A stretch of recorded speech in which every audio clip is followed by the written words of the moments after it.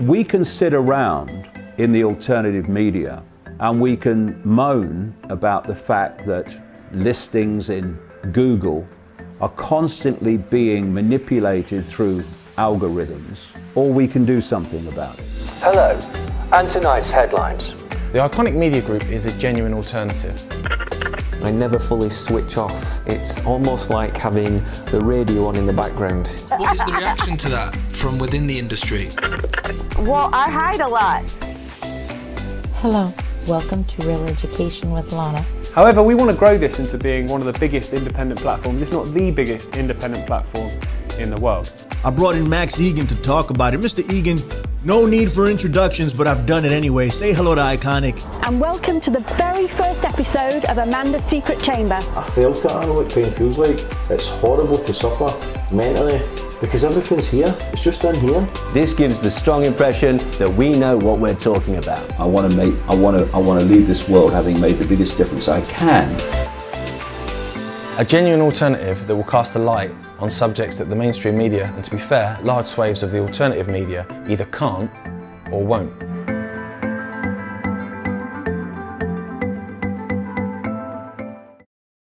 And I'm going to start this week with someone I've been tracking for a long time, Elon Musk, because this is a guy who is kind of everywhere in this high-tech, smart technology arena, connected, of course, to artificial intelligence. And he came out and said that artificial intelligence could be the end of humanity, which is true, humanity as we know it. But then he starts a company called Neuralink to connect the human brain to computers. His SpaceX operation is the main one that's putting up satellites increasingly, constantly. They want tens of thousands of them to beam Wi-Fi and 5G at the Earth from space, which in terms of 5G and indeed the coverage of every inch of the Earth with this, quote, cloud, is utterly vital to creating this smart grid human control system. He's also involved in Tesla and, of course, the electric cars, which are all part of the smart grid. That's why you're seeing each new generation of cars are more and more controlled by artificial intelligence. They have extraordinary numbers or amounts of computer code working in cars these days, new cars. And every generation of car is more and more controlled by AI. And where that's leading, of course, step by step, is to complete control by AI and driverless autonomous vehicles, which will be encoded not to be able to go anywhere that the system doesn't want you to go. So the contradictions with Musk are extraordinary. And another big question that I've been asking is, how come that no matter how unprofitable and how much debt Musk companies get into, there's always money to keep them going? And that's a big red flag, because that's what happens when the cabal are funding companies to a specific end. Money is no object. So, of course, my questions have been, why the contradictions? Why would he talk about AI being potentially the end of humanity and then do a stream of things to make it possible? Well, because he's a fraud, of course. And when you're trying to deceive the public about your goals, then a great way of doing that is to appear to be on the other side. And so, oh no, I'm not sure about this AI, oh yeah, but actually then just continue to push it. So the contradictions alone, and they're mega contradictions, let's be fair, show this guy to be a complete fraud. But then this story came out this week. Elon Musk's grandfather was head of Canada's technocracy movement. Now, technocracy, this is the dictionary definition of technocracy. The government or control of society or industry by an elite of technical experts. This just happens to be, if people have read my earlier books, exactly what this whole world government is supposed to be. It's supposed to be run not by even elected people in a rigged so-called democratic system, but actually not run by elected people at all, run by experts and technocrats. And here's Musk's grandfather, head of Canada's movement party, demanding just that. And now here's Elon Musk playing a major frontman role in bringing it about. Coincidence? No chance. So this is the story. One of history's recurring themes is that technology sometimes outruns society, leaving politicians gasping to catch up with the consequences. This is big time what's happening. The politicians are completely out the loop, those that are not actually, involved and taking money from this Silicon Valley mafia. They're just out of the loop. They don't understand what's happening. They don't understand the capabilities of the technology. It's the technocrats coming out, rolling out more and more sophisticated means of control and surveillance that are driving this. So it was with the impact of the printing press, the story says, the steam engine and the computer. Arguably so it is again today with gene editing, social media and artificial intelligence. Absolutely it is. While technologists often rail that politicians just do not get technology, politicians counter that technologists all too rarely grasp politics. One fascinating example of both sides of the debate was the history of the technocracy movement that flourished in North America in the 1930s. The revolt of the engineers, as it was called, holds some interesting lessons of today. It was understandable that radical movements emerged in the US in the 1930s in response to the Great Depression, just as communism and fascism proliferated in Europe. The technocracy movement argued that the best way out of the crisis was to reject the messiness of the market and old-fashioned politics and adopt modern scientific points of view. In their introduction to Technocracy, published in 1933, the movement's leaders declared that the riffraff of outdated social institutions was blocking progress and politicians should be swept aside, just as alchemists and astrologers had previously given way to science. Traditional economics, obsessed with arbitrary pricing mechanisms rather than rational production, was nothing more than the pathology of debt. So here you had this movement pushing in those times for what this cabal wants today, and is actually introducing technology. So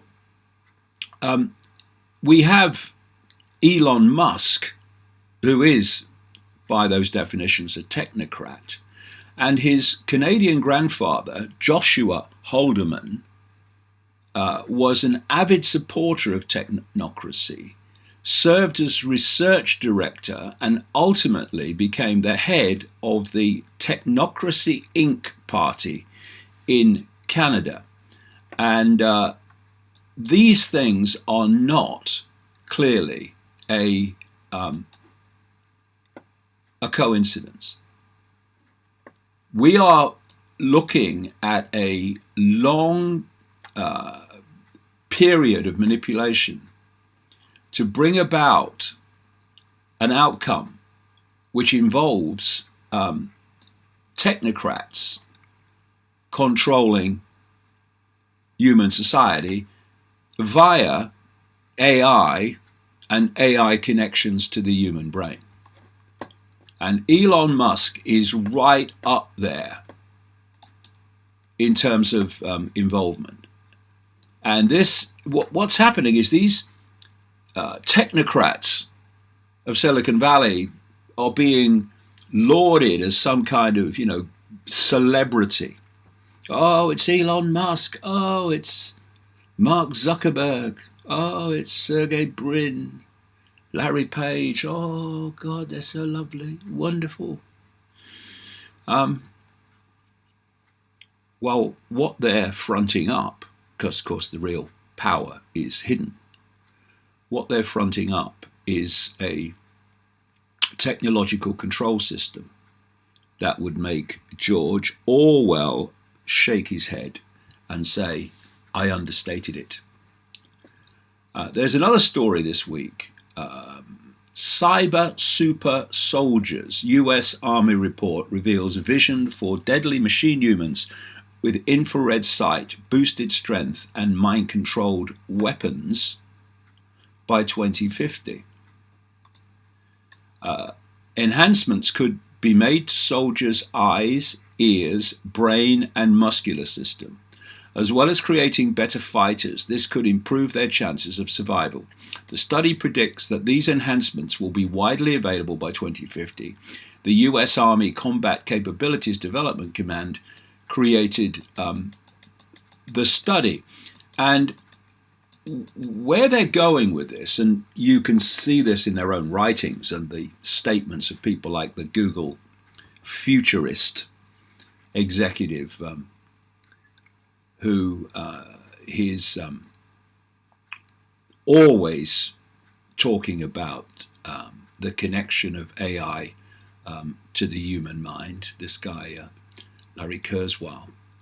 And he has openly said that if people don't, and others too, if people don't accept being connected to AI and technology, then those people will become basically a second-class race of people that will not be able to compete with those that accept the enhancement.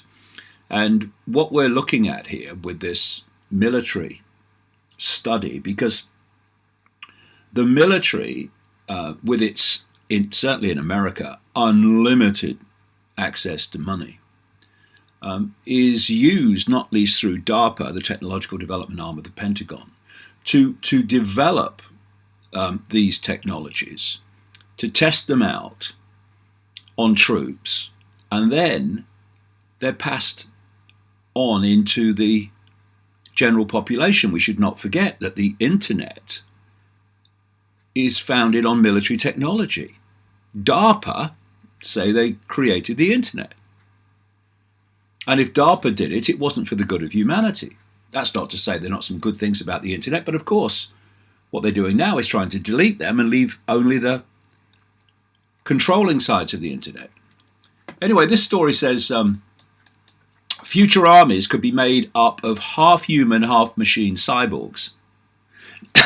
What is this except the totalitarian tiptoe to full-blown cyborgs? The assimilation of human consciousness into AI, which I've been talking about all these years. Future armies could be made up of half human, half machine cyborgs with infrared sight, ultrasonic hearing, and super strength, equipped with mind-controlled weapons.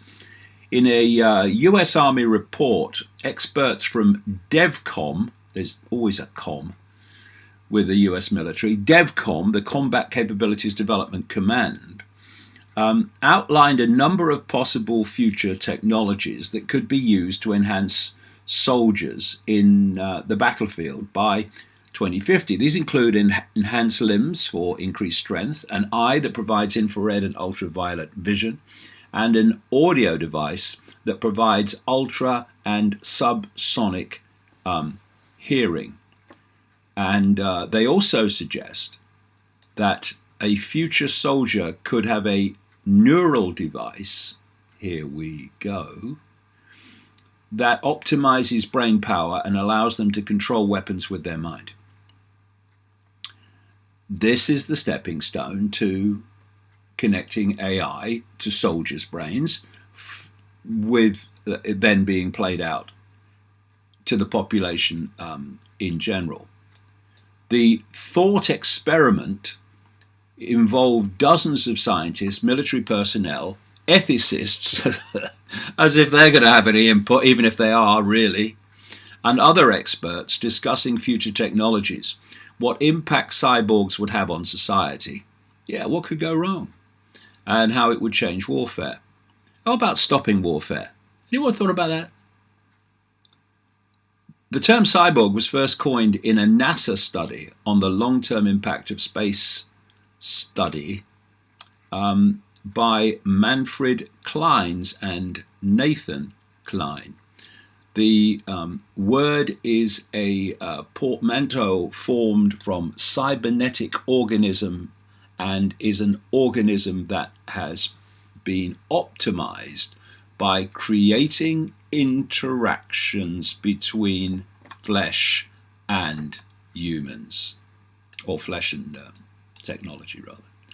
And so this is again where the Musks of this world, who, well, he's not done it for a while, but at one point was warning against it. And if you want to know where the world is being taken in this area alone, then look at the military. Look at what they're doing with soldiers and with AI in the military, because that's just the precursor. It always is, for playing it out across the whole of society.